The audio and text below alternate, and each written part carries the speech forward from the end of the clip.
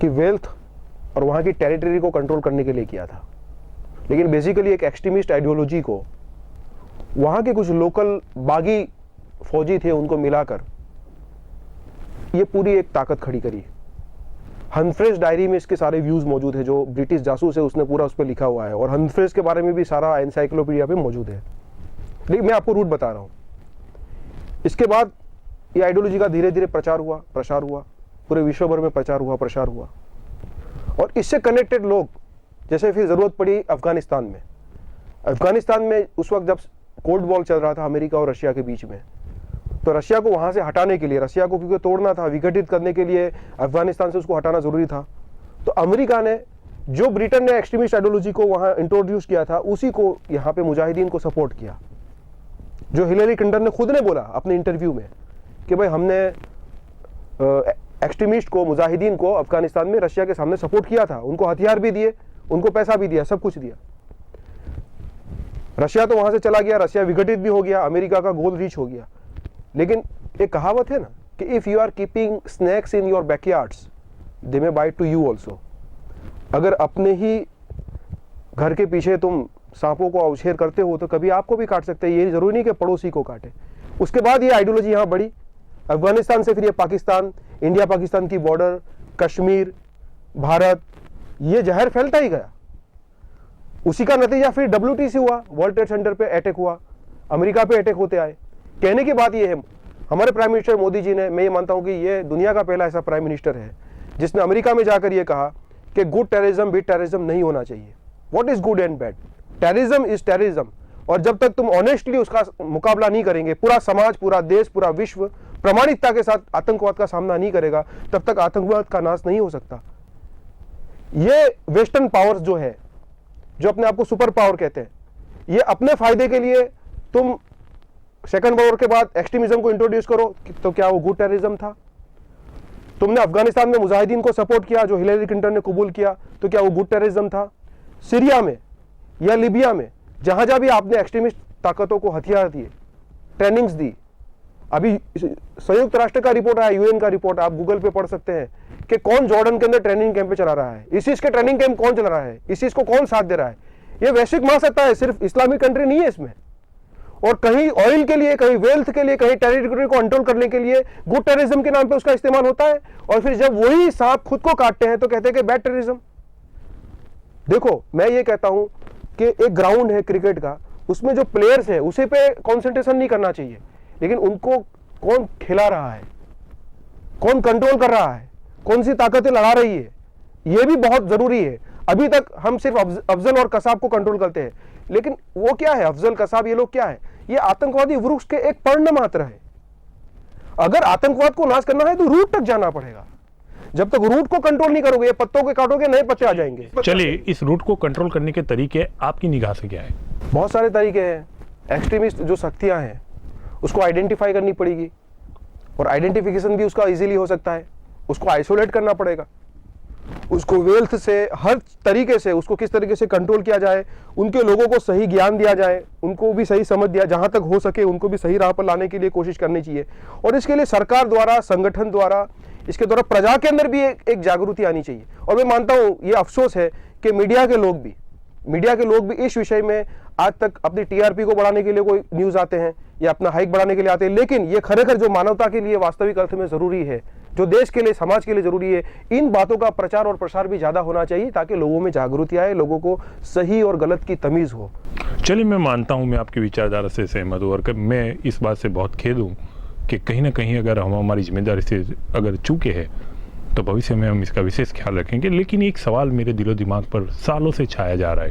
मैं इस बात से बहुत सहमत हूँ कि हर मुस्लिम आतंकवादी नहीं होता, लेकिन सामने ही प्रश्न आता है, जो भी आतंकवादी होता है वो मुस्लिम क्यों होता है? क्या वजह है?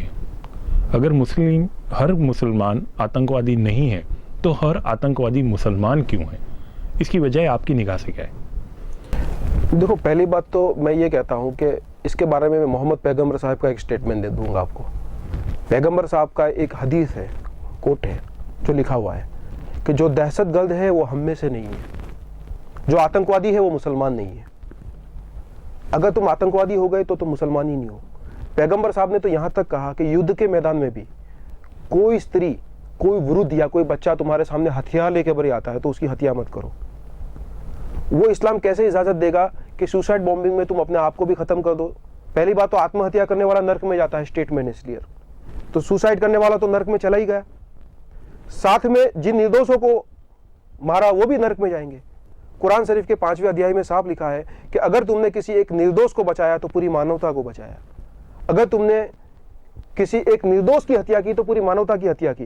ये सारी चीजों को हटाकर मैंने आपको कहा कि कुछ महासत्ताओं ने अपने मफाद के लिए इस एक्सट्रीमिज्म को खड़ा किया, फुला फला, और कुछ लोग जो सदियों से क्रिमिनल्स थे, जो भाड़ूती हथियारे थे, भाड़ूती सैनिक थे, ऐसे क्रिमिनल्स को मजहबी लिबास पहना दिया, टोपी पहना दी, दाढ़ी झब्बे रख लिए और बता दिया कि भाई ये अलकायदा है, ये इस्लामिक आतंकवाद है। बेसिकली उनको इस्लाम से कोई लेना देना नहीं है। और मैं आज भी मुझे इस चीज़ का मैं शुक्र अदा करता हूं और मुझे इस चीज़ का नाज हूं कि जिस समाज को मैं बिलोंग करता हूं उस समाज में, समुदाय में, विश्व में भी एक भी आतंकवादी नहीं है। चलिए मैं सीधी बात करता हूँ, कुरान के लिए मेरा ज्ञान बड़ा सीमित है, फिर भी कुछ मेरे पास ज्ञान है तो उसके आधार पे ही आपको प्रश्न कर रहा हूँ। कुरान में आपने जो जिक्र किया उसके आधार पर टेररिज्म और सुसाइड बॉम्बर, ये दोनों को कुरान में नापाक कहा गया है, और जो भी आतंकवादी है ज़्यादातर इन्हीं चीज़ों का उपयोग करते हैं। तो क्या आप मानते नहीं कि इस्लाम की जो शिक्षा है उनमें कहीं ना कहीं कोई कमी है? तो कुरान का ये संदेश उन तक नहीं पहुंचता? इस्लाम की ये शिक्षा तो सदियों से चली आई थी, 1400 साल से चली आई थी। और वो मोहम्मद पैगंबर साहब ने 1400 साल पहले अरबस्तान के रेगिस्तान में कहा था कि मुझे हिंदुस्तान से अमन की, शांति की खुशबू आ रही है, ठंडी हवाएं आ रही है। ये उस भारत की भूमि की महानता थी उस वक्त भी और आज भी।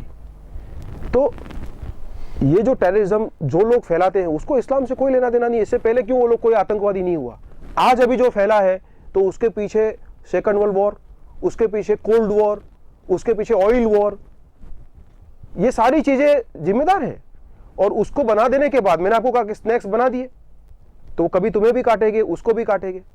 फिर एक्सट्रीमिज्म एक मजहब के द्वारा होता है तो उसके जवाब में दूसरा धर्म वाला भी एक्सट्रीमिज्म क्रिश्चियंस में भी पैदा होंगे कि भाई ये लोग अपने धर्म के सामने मुकाबला करेंगे तो अपने भी खड़े हो। फिर वो क्रिश्चियन हो, सिख हो, हिंदू हो, कोई भी धर्म के लोग हो, कहीं ना कहीं थोड़ा ज्यादा एक्सट्रीमिज्म फिर फैलेगा। एक हाथ से ताली नहीं बजती है, और अगर एक आदमी हथियार लेकर आता है तो फिर दूसरा वाला भी हथियार उठाएगा। एक्सट्रीमिज्म अगर पैदा होता है तो उसके सामने के लिए दूसरी ताकतें भी आ गई।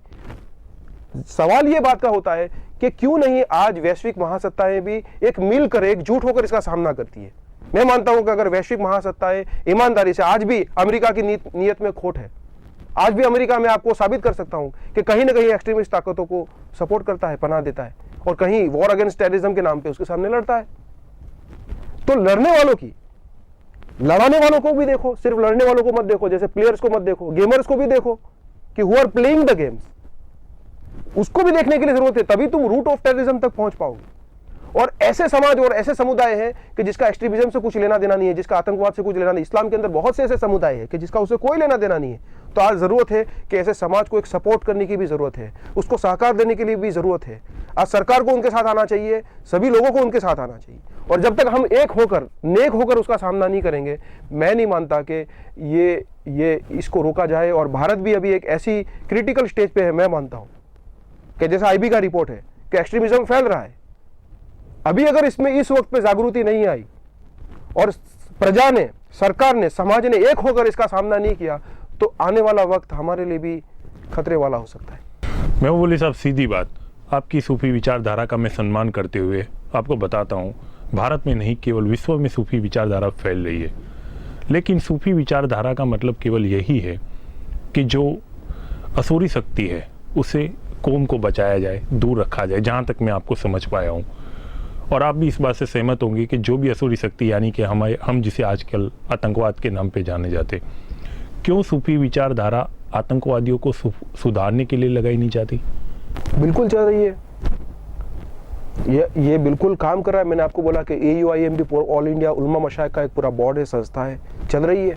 हमारे प्रीचर्स है, ये मस्जिदों में जाके, दरगाहों पे जाके, पब्लिक प्लेस पर इसके लिए काम कर रहे हैं। मोदी जी ने खुद ने ऐसे पुस्तकों को खुद ने उसकी कॉपीज करा के IAS और IPS अधिकारियों को तकसीम किया है। तो पूरे भारत में, विश्व में हमारी जो ताकत है, ताहिरुल कादरी साहब जिन्होंने एक बुक लिखी फतवा on terrorism and suicide bombing 600 page की, कि भाई इस्लाम में आतंकवाद और सुसाइड बॉम्बिंग हराम है, अगर कोई ये काम करता है तो वो दोज़ख में, नर्क में जाएगा। उसे साबित किया है कुरान और हदीस से, ओपन चैलेंज किया पूरे विश्व के स्कॉलर्स को कि इस पे किसी को भी मुझे डिबेट करना हो तो मेरे साथ ओपनली डिबेट कर सकता है। कोई नहीं आया।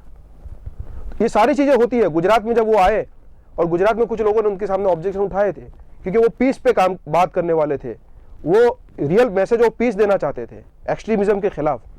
तो गुजरात में कुछ लोगों ने उनको रोकना चाहा था। मैं खुद मोदी जी के पास गया, फिर मोदी जी से बात की कि भाई ये इस मामला है। मोदी जी ने उसको परमिशन दिया।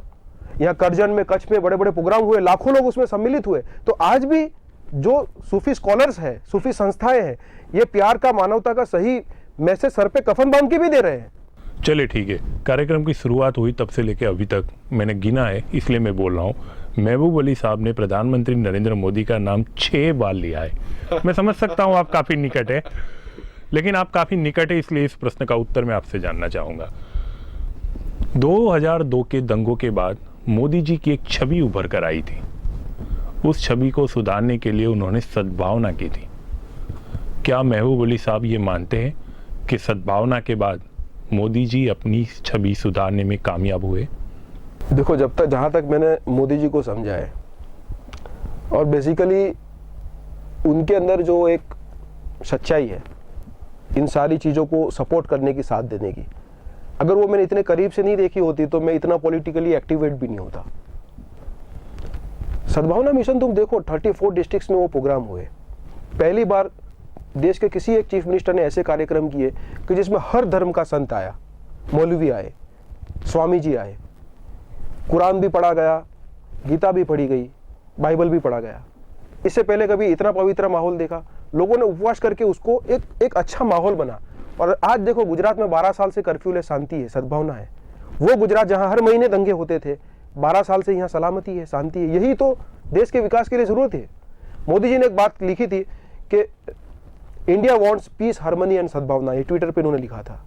Because development is not possible without piece.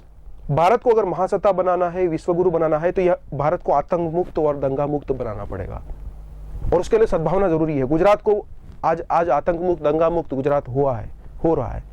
तो भारत भी पूरा बने, तो सद्भावना क्यों नहीं है उनके दिल में? अगर सद्भावना न होती तो ये कंट्रोल नहीं होता। He is first chief minister of India कि उन्होंने सद्भावना को प्रस्थापित किया, आतंक और दंगों को कंट्रोल किया।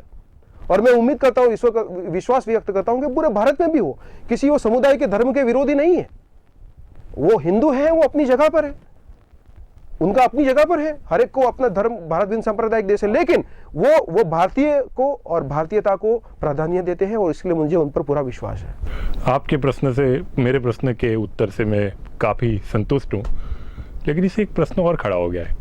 ये उत्तर महबूब अली साहब ने दिया है या मोदी जी ने जो पद दिया है उस पद ने दिया है? देखो, मैं आपको ये बताऊं, 98 से मैं एक्टिवेट हुआ था पॉलिटिकली। 2004 में लोकसभा का जो गांधी स्मृति में सम्मेलन था ना, उसमें मैं चीफ गेस्ट था और उसमें मैंने स्पीच दी थी। उस वक्त मेरा बीजेपी की कोई, मेरी पोस्ट मैंने नहीं ली थी उस वक्त। फिर भी मैं वो बात बोलता था, मुझे उस वक्त कोई पद का लाभ था। 7 साल तक तो मैं बिना पोस्ट के काम करता रहा। क्यों? कि मैं एक संत था, एक सूफी था। मुझे भी अपने फॉलोअर्स को समझाना बहुत मुश्किल था राजकीय क्षेत्र में जाने के लिए, और मैं भी किसी एक दूसरे बाबा की तरह अपने अनुयायियों का फूल हार पहनकर, मिठाइयाँ खाकर एक शांति से अपना जीवन बिता सकता था। क्या मुझे आप ये समझते हो कि ये पद लेने के बाद मुझे कोई शांति है? क्या मैं उसको एंजॉय कर रहा हूं? मैं सर पे कफन बांध के चल रहा हूं, और कितनी परेशानियों को, जहां एक तरफ मुझे फूल बरसाए जाते हैं, यहां ऐसा भी होता है कि कहीं पत्थर खाने पड़ते हैं, कहीं गालियां खानी पड़ती है, दर बदर की ठोकरें खानी पड़ती है। तो अगर आप भौतिक सुख की बात कर रहे हो तो वो ऐसा नहीं है यहाँ पे। चलिए ठीक है, हमारे कार्यक्रम की प्रणालिका है और समय मर्यादा को ध्यान में रखते हुए इस चर्चा को यहीं विराम देता हूँ। लेकिन सबसे पहले आप यहाँ से रुखसत ले, इससे पहले हमारे जितने भी लोग इस वक्त आपको देख रहे, उन्हें एक शांति का संदेश देना हो तो महबूब अली साहब क्या संदेश देंगे? बस यही संदेश दूंगा, खास तौर पे पूरे गुजरात वासियों से, पूरे भारतवासियों से, हर धर्म, हर संप्रदाय, पंथ, प्रदेश के लोगों से, कि आज जिस भारत रूपी जहाज में हम सफर कर रहे हैं, we may have arrive on different boats but we are now on the same ship. Bharat रूपी जहाज में हर धर्म, पंथ, संप्रदाय, प्रदेश के लोग हम साथ में सफर कर रहे हैं। अगर ये जहाज सलामत रहा तो हम सलामत हैं, अगर ये जहाज मंजिल पर पहुंचा तो हम मंजिल पे पहुंचे हैं, अगर ये जहाज डूबा तो हम डूबे हैं। तो इस जहाज की सलामती के लिए हम सबको एक होना पड़ेगा। ये कट्टरवाद किसी समस्या का समाधान नहीं है। जिसको जो विचारधारा को मानना हो, मैं तो ये कहता हूं कि अगर किसी को किसी कट्टरपंथी मौलवी की भी विचारधारा पर चलना हो तो वो चले, लेकिन हथियार हाथ में न ले, किसी और मानव को बुरा न कहे। लकुम दिन हुकुम वलिय दिन, उसे उसकी मान्यता, उसकी पूजा पद्धति मुबारक हो, हमें हमारी पूजा पद्धति मुबारक हो। पैगंबर साहब ने कहा है हुब्बुल वतन शौबतुल ईमान, वतन की मोहब्बत ईमान से है। तो ये ईमान से है वतन की मोहब्बत। ये एक ऐसी भूमि पर हम हैं कि जिसके लिए पैगंबर साहब ने जिसकी प्रशंसा की है, तो ये ईश्वर की मालिक की कृपा है कि हम इस सरजमीन पे आए हैं। तो हम एक और नेक बनकर प्रजा के दुख दर्दों को हम दूर कर सके और एकता, मानवता, सद्भावना के साथ हम सब मिलकर आगे बढ़े और प्रामाणिकता के साथ इन अशूरी शक्तियों का सामना करें। यही मेरी प्रार्थना और यही अभिलाषा आप सबसे। चलिए, बहुत बहुत धन्यवाद। तो ये थे महबूब अली साहब। महबूब अली साहब साइंस में अपना कैरियर बनाना चाहते थे, लेकिन आखिरकार संयोग ने उन्हें सूफी संत बना दिया। बहुत अच्छी बात उन्होंने कही। आतंकवाद से निपटने की जिम्मेदारी केवल हमारी सेना या पुलिस की नहीं है। अगर आतंकवाद से लड़ना है, जूझना है, तो हमें एक होना पड़ेगा और वाकई यही एक सच्ची सद्भावना है। ऐसी एक हस्ती से फिर रूबरू कराएंगे। तब तक के लिए मुझे इजाजत दीजिए। नमस्कार।